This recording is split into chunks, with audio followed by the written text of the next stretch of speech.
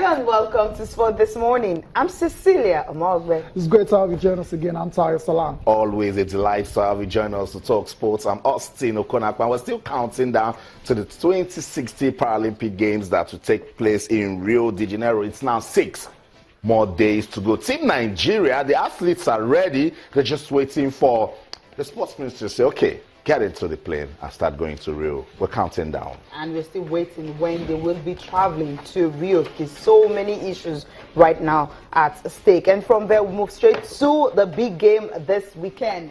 It's not really too big.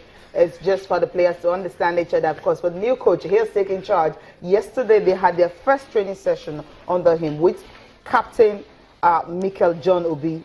Also there, you have Ahmed Musa, and most of the big players were right there when the training took place. Yeah, I mean, it's good to have him around finally. He had that delay in Lagos, but he's finally in camp now, and he's ready to go. So good luck to Gennett Raw in that one. Also on the show, this time around we go to tennis, and it's the US Open. Obviously, Serena Williams started a campaign with a very routine victory over Ekaterina Markarova. We thought it was going to be very tricky, but Serena had other ideas. That's right. Also through to the next round, you have Andy Murray, who most people feel is the man to beat, as well as Venus Williams, Cecilia, Austin, Venus, my God, she's just defying the logic. I mean, she's getting on the beats now, but she just keeps playing at the very top. And I think it's very, very commendable that she's still playing this level of tennis. Yeah, definitely. She more like sets the pace for her sister, Serena Williams. Because she dropped a set, and of course she came back in the final set and just ended it. You won't even know. She's 35. But I love what Venus Williams, what she's doing on tour. And of course, Serena Williams, you know, we talked about the pressure yesterday. The look, she has been world #1 since February 18, 2013. And now she needs to stay on court for like the next 4 games to retain that #1 spot, because you have like 3 big ladies right now on her neck. I mean, you're going to be having Agnieszka Radwanska, of course. She's there. You have Angelique Kerber. She's there. Gabi Muguruza. All of them actually on her toe right now. So she knows what to do. And that's why she did the business against Ekaterina Markarova last night. Of course, it was a straight set. Under 63 minutes, she was done. Very convincing, Austin. Like Cecilia said, and she actually eats 12 aces in that particular one. We thought it was going to be very tricky for her, but she made light work of Markarova. Confirmation of the results right there. Serena, beating Markarova 6-3, 6-3. Venus as well won a game 6-2, 5-7, 6-4. Like I said, she dropped the set, but then she delivered when it mattered most. Andy Murray beat Lucas Russell. You remember Lucas Russell? Yeah. He did it normal Rafael Nadal a few years ago, but Andy Murray wasn't having any of that. He won his game in 3 straight sets. Janko Tipsarevic. Yes. Sam Querrey's out. Sam Querrey shocked the world in Wimbledon, bundled out.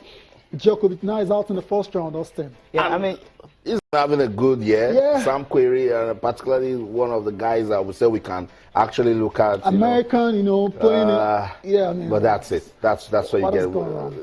Tipsarevic isn't that our guy you just look at and say, oh, this is a pushover also. So serve Sam Querrey right. Needs to go back now and look at it and say that. And a good victory for Kai Nishikori also. Kai Nishikori, Stan Wawrinka also.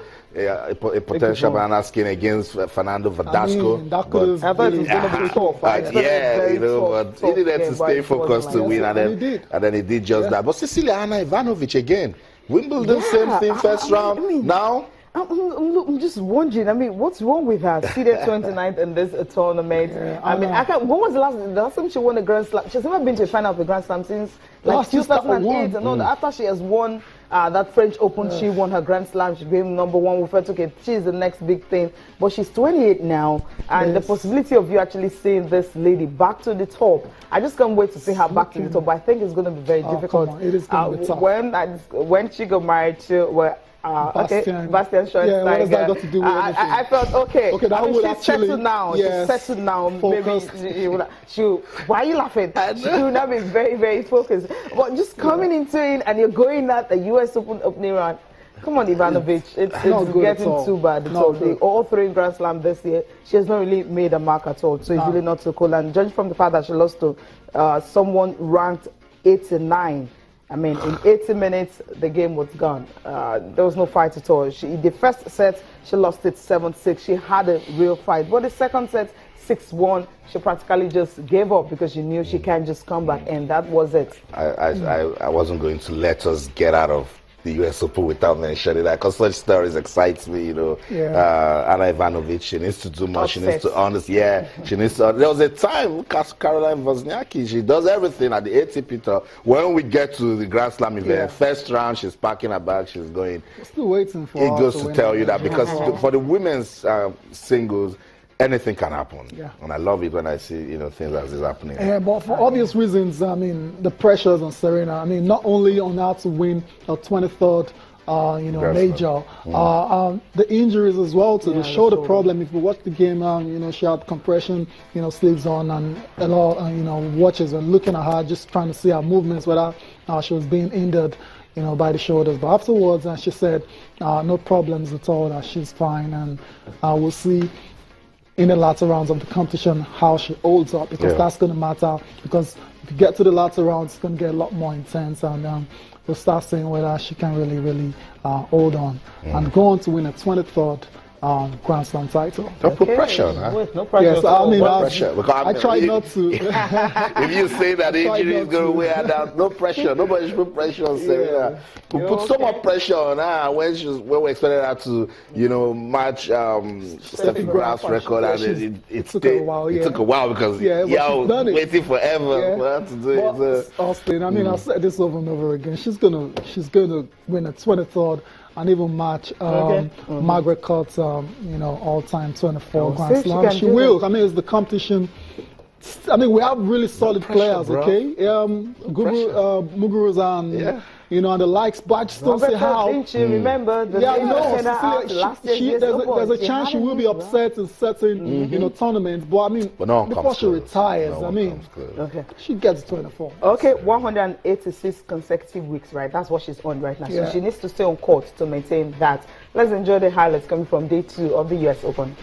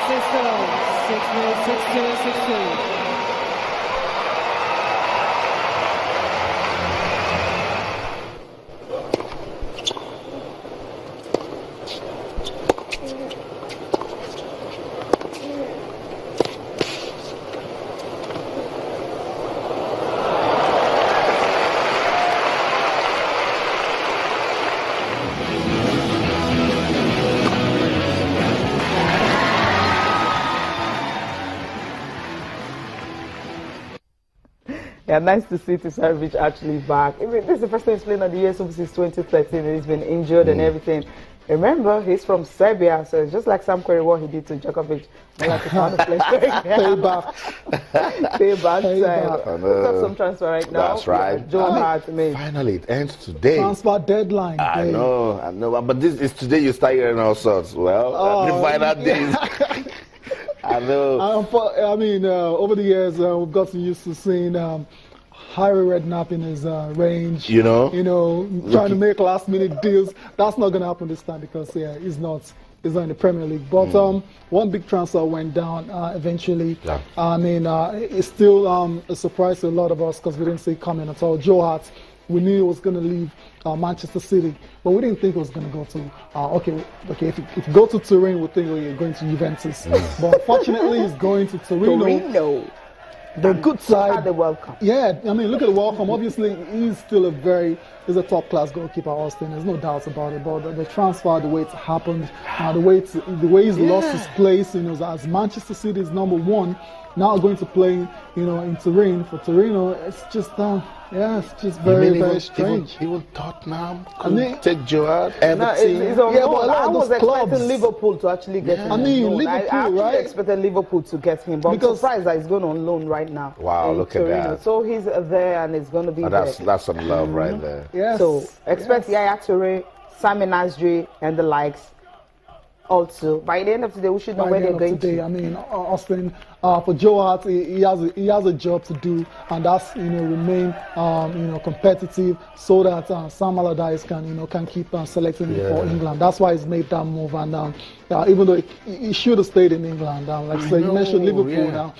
Put him side by side, and Simon Mignolet. You think Joe Hart is a better one, but decision has been made, and he's moved on. Good luck to Joe Hart. But today, transfer deadline day, probable moves. Jack Wilshere on loan. He's leaving Arsenal, Austin, and it's going to end up at Palace or Bournemouth. Incredible, right? Take a look at David Luiz. We talk about silly season, right? 21 million pounds was gotten in January. It was also deadline day, right? Yes. Sold for 50 million Chelsea pounds. And it was sold for 50 million pounds. And right now it's going to come back to Chelsea. Will it really come back? Yeah, we'll wait and see. But what is very obvious is what we know is that a bid has been submitted to PSG for David Luiz. He's keen on returning to Stamford Bridge. And you wonder what's going on here. Seriously, Chelsea have been looking for defenders all year long, and they end up with David Luiz if this transfer eventually goes through. We have Marcos Alonso as well. So if you remember him, he used to play for Bolton Wanderers here. He's developed into a very decent fullback as well now. Chelsea are very interested. The fee has been agreed. We're just waiting for official confirmation. This country should be able to get his man. Islam Slimani, the Algerian. Leicester about to break the record against. They broke the record on Ahmed Musa already. Now they're taking it a lot higher, 30 million pounds, and they've agreed with Sporting Lisbon. Wow. Let's see if that deal, will pull through. Yeah, actually another striker right now because Champions League and everything. So if it comes, what's going to happen? There's Vardy. I think you just need depth. Every coach wants depth. It is true. And the Champions League side now. There you go. And you still can't play in the FA Cup, you play in the Capital One Cup, the league is a marathon, there's a Champions League, so Ranieri is looking at it, we need depth. Well, Tayo, Jack Wilshere, I don't know, because this English team was going incredible, right? This English team was saying that Allardyce needs everyone to be competitive, and if you have Joe Hart leaving England to Torino and Jack Wilshere will leave a competitive Arsenal to Bournemouth or Crystal Palace, something is wrong. Well, it's still in England. It's still a Premier League side. As long as he plays, Austin, that's what really matters. If he stays at Arsenal, perhaps he's not going to play. A lot of injuries, in recent years, and that has really hindered his progress on the pitch. So if he ends up at Palace or Bournemouth, I think it's not such a bad deal, as long as he keeps playing and he keeps himself insights, and I'm sure Sam Allardyce will eventually give him a chance again to play for England. Austin, but I understand it's quite surprising because it's supposed to be like the future for Arsenal. The Xavi, English, Iniesta, all sorts of... What in the English media call Jack Wilshere? Why is life like this? That's life. I know, Time. I'm trying to understand what's really going on with Jack Wilshere. Even Joe Hart, He couldn't even go to Spain.